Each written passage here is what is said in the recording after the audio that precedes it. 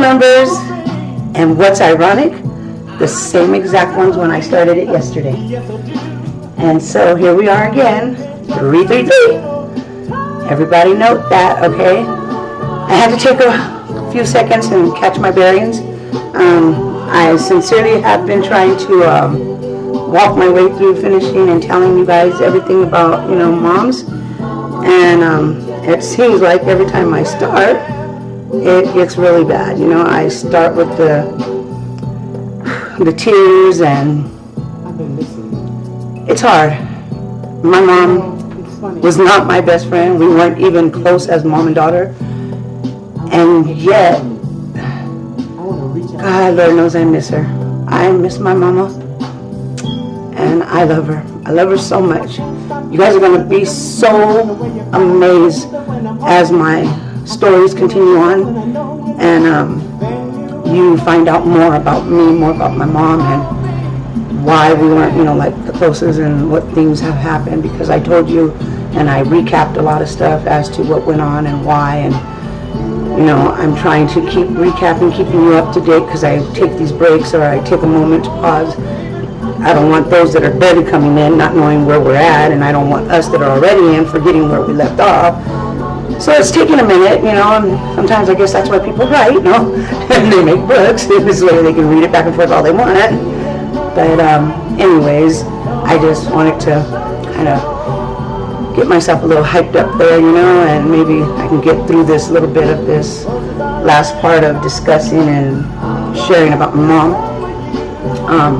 There's a lot more that I'm going to bring forth about my mother, my family, and anything and everyone that I've ever touched, encountered, came across, met, smiled at, that left an impact for me. I will be sharing with you. Like I said, my biggest thing and my hope, my wish, my dream, that I can help someone, maybe they can help me. I can touch someone, maybe they can touch me. Everything that I'm doing, it is literally with a prayer. I always start my things off, because this was a pickup from the Lady D's second speak out. But I always give my gratitude and my honors to Steve Harvey, Oprah Winfrey, and DC Young Fly. Let me just tell you, you three, and my Father, my Lord, and the Holy Ghost, there is no stopping this girl, because I am bound and I'm in full flight. DC Young Fly, I'm on your fly, full flight. Oprah, I'm in full mode. And Steve Harvey, your gospel, I'm gonna get it, and I'm gonna have it rolling off my tongue, because I am so motivated and pushed by you guys, and looking at you, listening to your stories, knowing where you've come from, each of you, in your own places, your own times, your own areas of the global, and yet here before us. And oh my gosh, I think what we're going to refer to me as a beautiful mess.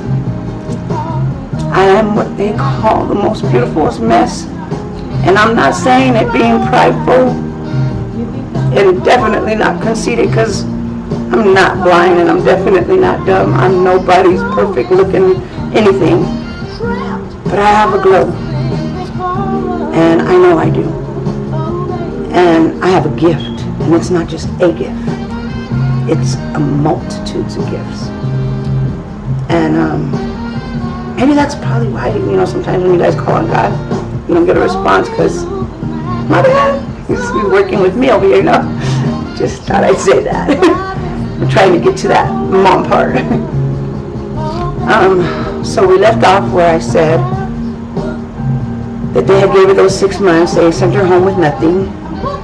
The nurse was a sarcastic bitch. Witch. And she was, I can throw in the bedpan. I said, girl, do that. I'll be sure to bring it back full. It wasn't called for, you know what I mean?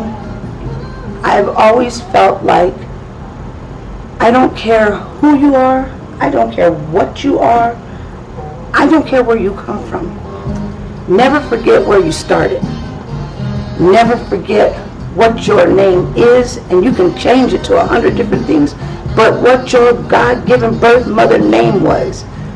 Don't forget it. Don't act as if, Lucy isn't your name and all of a sudden you're dynamic deal or something, it's not okay. And if you don't like your job, please find one you do.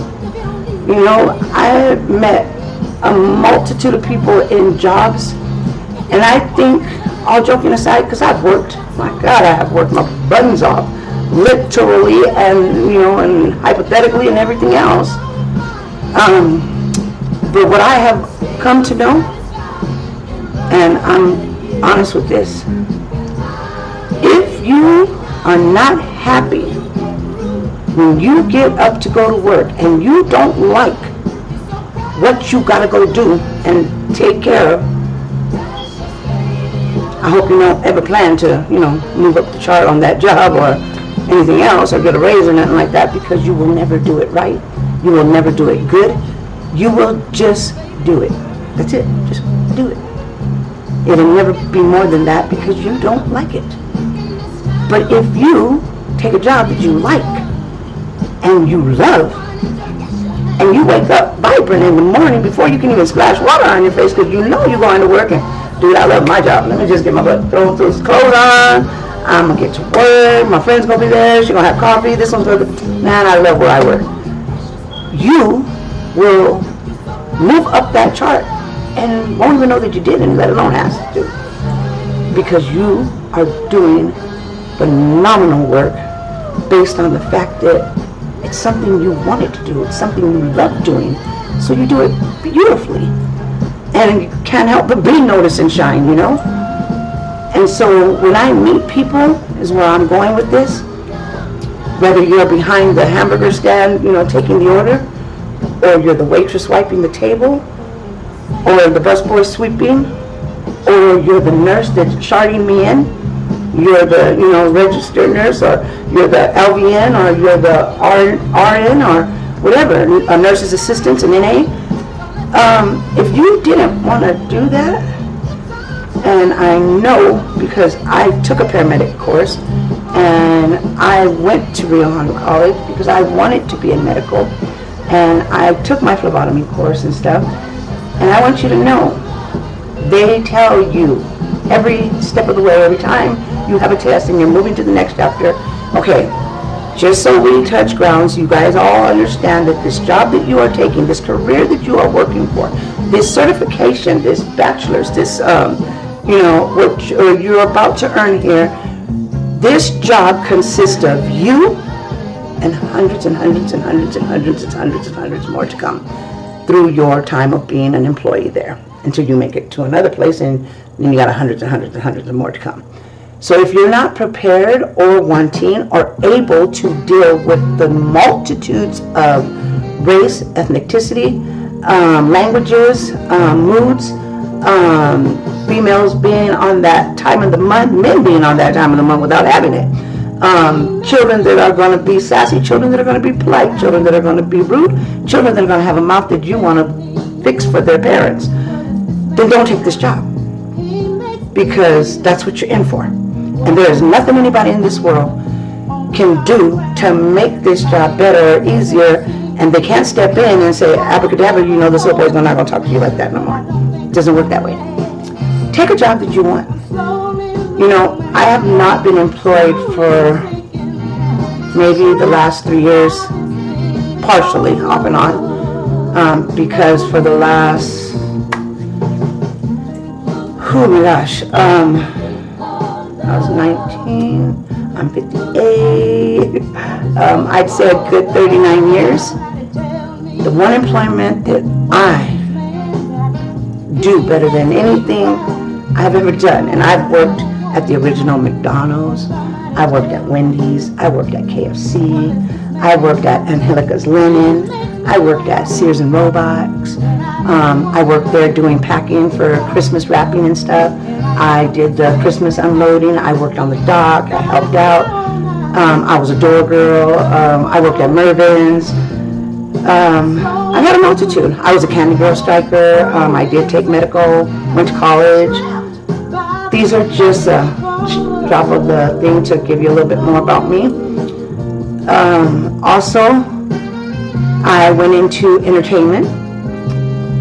Entertainment and management have been the two careers in my life walk, other than when I was actually in being a young lady and a young woman and then developing into a woman and a mother, that I could ever say there was any interference with anything else other than my gymnastics. I was in gymnastics from the time I was 3. I twirled baton. I was in every Christmas parade in Los Angeles, every Azalea parade in Southgate. I was invited to participate in the Rose Bowl parade one time. I loved to perform at Fox Studios. I performed there many summers. I love dance and music. I always dreamed. When I say I'm not a dreamer, I never have dreams, and if I do, I wake up and I remember every little digital thing about them. I can write them down just to how they took place, when they took place, and then something comes out of that dream. So I'm kind of glad I don't often dream because, yeah. Let's just say that for years, I told my first husband, I told my second husband. My second husband told me, oh no, I don't want you out there dancing, this and that. So I went and got in barber school for a while. I mostly got in it to get away from him, I'm not gonna lie. I was never attracted to my second husband. My marriage to him was based on the fact that, I don't know how many of you women out there, because I'm trying to get to the mom part, but I just want to say this. I know I'm not the only female that has walked this earth that met a gentleman who was so awesome, so kind and sweet. Handed the keys to his car, and he barely knew you 24 hours. Started purchasing everything for your daughter that you had.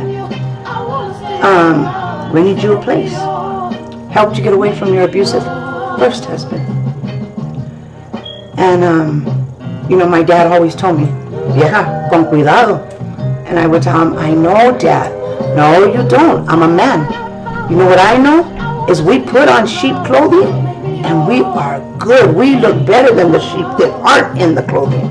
We wear their sheep skin better than them, because that's what we're doing to get you guys to come in. He goes, so be careful. Con mucho cuidado, mija. And I would tell him, okay, Appa, I know. Yeah, I knew. Oh, yes, I know. I know so well that, woof. Yeah, he got me. He got me, all right.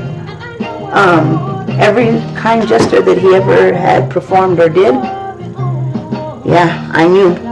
I think he wrote it down in a secret, like, disappearing book, like, on the Harry Potter show and stuff.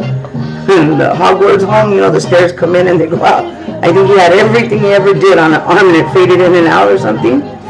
Because every time he hit on me, slap my face, or tell me how my daughter was a little, he called her Compton Carlotta, because her dad is Indian and mixed, and quite naturally, I have yet to share anything about my heritage of who and what I am, but I'll tell you this much. My grandfather was a full-blooded Creole man and a merchant seaman, and he spoke 5 languages. And if you heard him on a phone, you'd swear he was a white man or some type of Cubano until you went to his door. And he was handsome. That's what I'm going to tell you. He was handsome. Very handsome, very debonair. I think I got a lot of his ways, no? But, oh, darling, all this time, you send me back. You would change your mind. We don't talk no more like we used to do. What in the world?